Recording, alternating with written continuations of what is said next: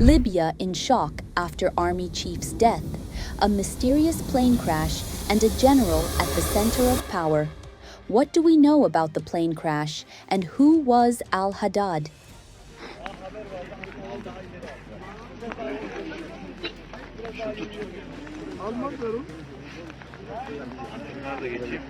Libya has announced a period of official mourning following the death of the country's chief of staff, Mohamed Al-Haddad, and the accompanying delegation in a plane crash near the Turkish capital, Ankara.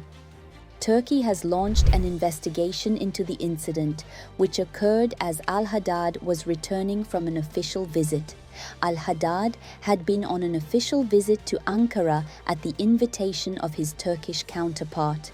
On Tuesday, he was received by Turkey's Minister of Defense and Chief of the General Staff, as part of a series of ongoing visits between officials from the two countries. The commander of forces in eastern Libya, Khalifa Haftar, issued a message of condolence on Tuesday following the death of Libyan Army Chief of Staff Mohamed Al-Haddad and the accompanying delegation in the crash. In a statement issued by the armed forces in Benghazi, Haftar expressed his deep sorrow over this tragic loss, extending his condolences to the family of the late general, his tribe and hometown, and to the Libyan people as a whole.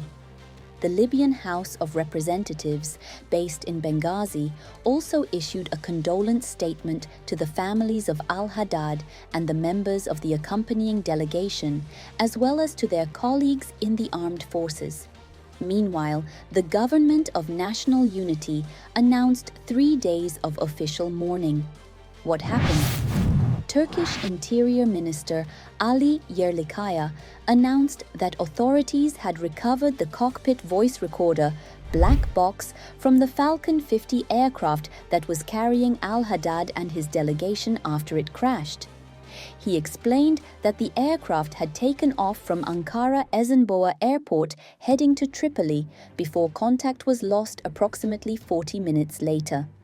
The wreckage was later found about 2 kilometers (1.24 miles) south of the village of Kesik Kavak in the Heymana district.